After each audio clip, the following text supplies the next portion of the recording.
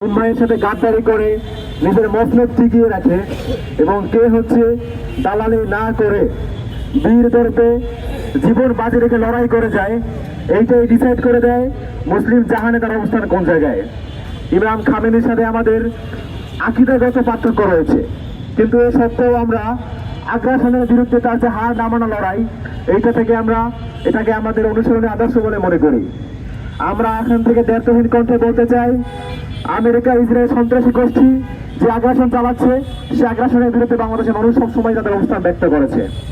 আমরা এখান থেকে তাদের আগ্রাসনের প্রতিবাদ জানাই এবং আরেকটা প্রতিবাদ জানাই, সেটা হচ্ছে আমাদের বাংলাদেশের যে পররাষ্ট্র মন্ত্রণালয়, তারা আজকে একটা বিবৃতি দিয়েছে। আপনারা দেখেছেন সেই বিবৃতিতে যে সন্ত্রাসী গোষ্ঠী আমেরিকা ইসরায়েল, তাদের নাম উল্লেখ নাই, ইমাম খামেনের নাম উল্লেখ নাই। তারা হচ্ছে কোন রকমে একটা দায় সারা সুশীল বিবৃতি দিয়ে তাদের কাজ শেষ করেছে। বাংলাদেশ পররাষ্ট্র মন্ত্রণালয়ের এই বিবৃতিতে বাংলাদেশের মানুষের আশা আকাঙ্ক্ষার প্রতিফলন ঘটেনি। বাংলাদেশের মানুষ সর্বদা চায় বাংলাদেশ সরকার মুসলিম বিশ্বে সর্বদা মুসলিমের পাশে তাদের অবস্থান ব্যক্ত করবে এবং জালিমের বিরুদ্ধে শক্ত ভাষায় প্রতিবাদ জারি রাখবে।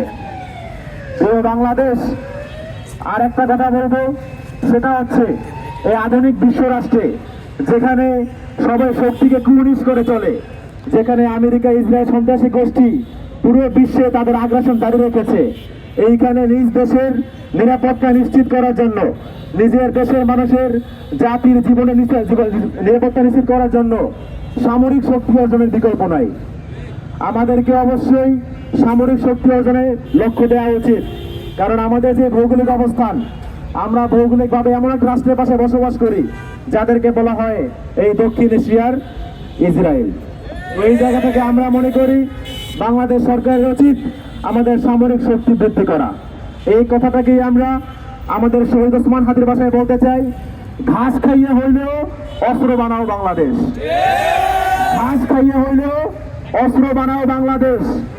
এই বিশ্ব ব্যবস্থায় আমরা মাথা উঁচু করে বাঁচতে চাই, আমরা কারো দয়া অনুকম্পা নিয়ে বাঁচতে চাই না। আমাদের যে মূল্যবোধ, আমাদের যে আশা আকাঙ্ক্ষা, মুসলিম জাহানের প্রতি, মুসলিম উম্মাহের প্রতি আমাদের যেই কমিটমেন্ট, সেইটা আমরা মাথা উঁচু করেই দিব। এইটা যেন কোনো রকমে কারো চাপের মুখে পড়তে না হয়, আমাদের দেশের মানুষের জীবন যেন অনিশ্চয়তার মুখে না পড়ে, সেই জন্য বাংলাদেশ সরকারকে অনুরোধ করব, আপনারা অবশ্যই বাংলাদেশের সামরিক সক্ষমতা অর্জনের দিকে